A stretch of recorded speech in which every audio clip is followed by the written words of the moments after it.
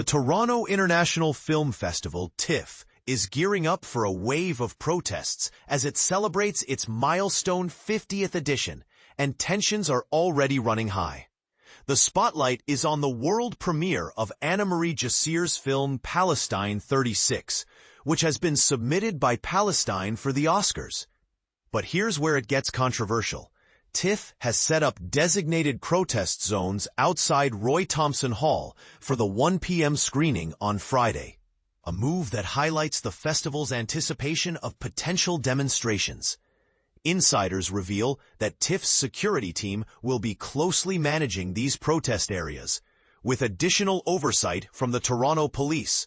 This precaution comes amid a backdrop of widespread and ongoing protests worldwide related to the conflict in Gaza. Just last week, a significant protest unfolded at the Venice Film Festival, underscoring how film festivals have become stages for political expression. Security won't just be limited to the protest zones. TIFF personnel will also be present on the red carpet and will keep a watchful eye on the crowd gathered around David Peckout Square, which is conveniently located a short walk from the festival's main hub at the Lightbox on King Street West. In keeping with a decade-long tradition, a section of King Street West will be closed to vehicles and pedestrianized through September 7 to accommodate festival activities. When asked about the security arrangements, a TIFF spokesperson chose not to divulge specific details, stating, "At TIFF, the safety of our audiences, filmmakers, staff, volunteers, media, and participants has always been a top priority. We do not disclose specific details of the security measures in place across TIFF events." This cautious approach is understandable, given the sensitive nature of the situation. It's also worth noting that TIFF's in-cinema staff are trained to handle any security concerns calmly and effectively, aiming to de-escalate tensions if they arise. Should the situation require, the security team is ready to intervene. Interestingly, TIFF staff who introduce screenings often allow protesters a moment to express their views before proceeding with the program, reflecting a balance between free expression and maintaining order.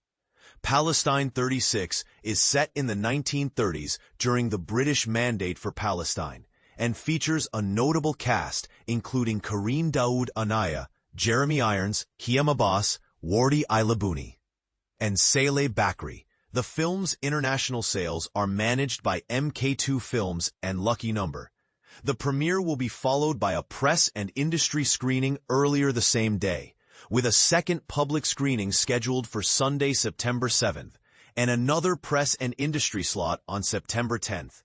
What remains uncertain is whether similar protest zones will be established outside Roy Thomson Hall on September 10th, when TIFF will host the 2 p.m. world premiere of Barry Averich's documentary, The Road Between Us, The Ultimate Rescue. This film tells the story of a retired Israeli general's efforts to rescue family members during the harrowing Hamas terror attacks on Israel on October 7, 2023. This screening will be the film's only presentation at TIFF, with no additional press and industry showings planned. This documentary has already stirred controversy. Initially, it was not included in the TIFF docs lineup, leading the filmmakers to accuse the festival of self-censorship and withdrawing the film.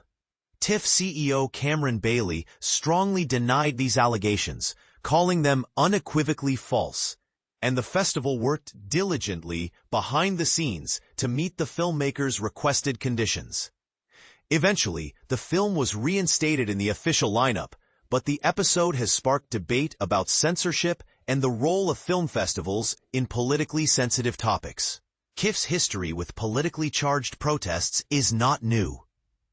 Last year, pro-Palestinian demonstrators disrupted the opening night screening of Nutcrackers.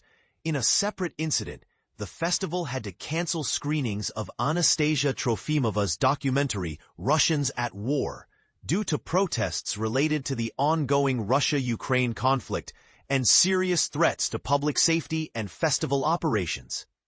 To accommodate audiences, TIFF arranged 2 screenings of the film after the 2024 festival concluded. This raises important questions.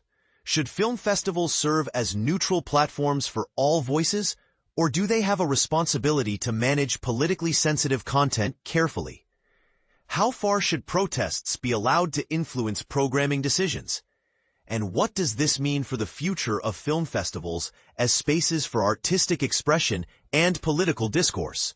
We'd love to hear your thoughts.